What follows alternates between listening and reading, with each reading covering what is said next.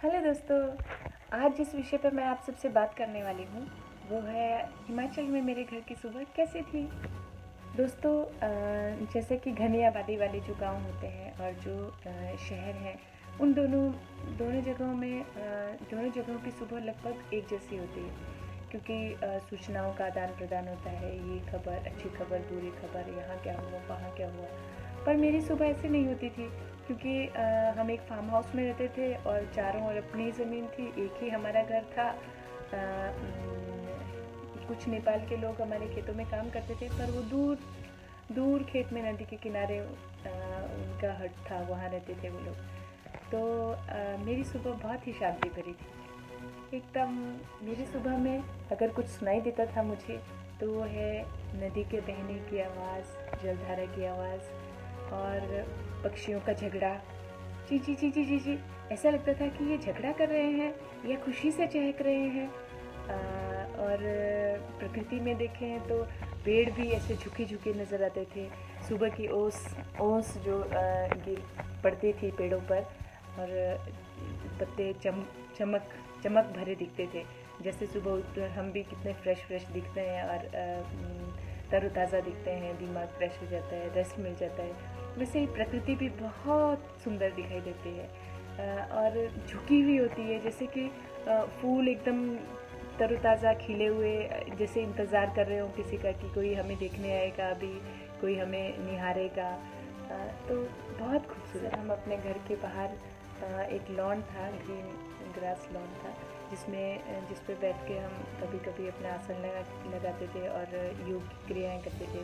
क्योंकि मेरी माता जी योग में एक्सपर्ट थी बचपन से ही, उनके मायके से लेकर वहाँ गुरुकुलों की एजुकेशन का रुझान था। तो इनका जो दिनचर्या का जो आदतें थी वो बहुत अच्छी थी और उनका बेनिफिट हम सबको मिला बच्चों को।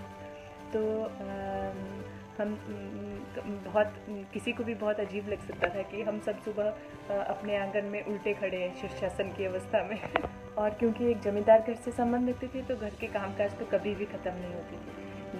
पिछले दिन ही रात को डिसाइड हो जाता था कि सुबह किस को क्या क्या काम करने हैं, और फिर 10 बजे स्कूल भी पहुंचना है। हिमाचल में क्योंकि ठंडी ज़्यादा रहती है, तो वहाँ स्कूल की टाइमिंग्स भी सुबह 10 से और 4 बजे तक ऐसे रहते हैं।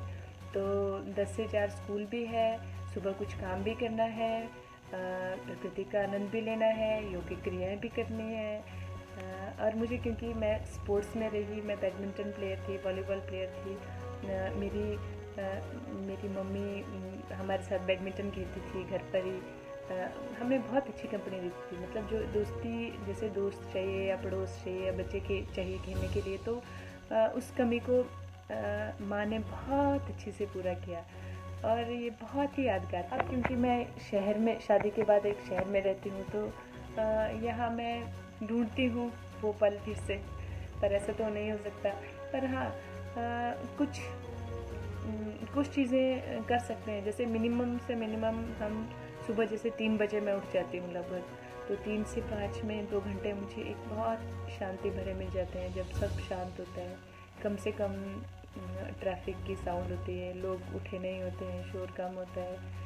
तो बस इतना सा ही मिलता है और सब कुछ बचपन में बीत गया। कभी मैं सोचती हूँ कि जो शहरों के लोग, शहरों में बसे हैं लोग, और जिनके पास गांव में कुछ भी बैकग्राउंड नहीं है, जो गांव में जिनका घर नहीं है, गांव से संबंध जिनका पूरी तरह से टूट गया है और शहर की भाग दौड़ में और ज़रूरतों में इसी दौड़ में शामिल हो गए हैं किसी तरह से, तो वो लोग इस शांति को कब महसूस कर पाएंगे।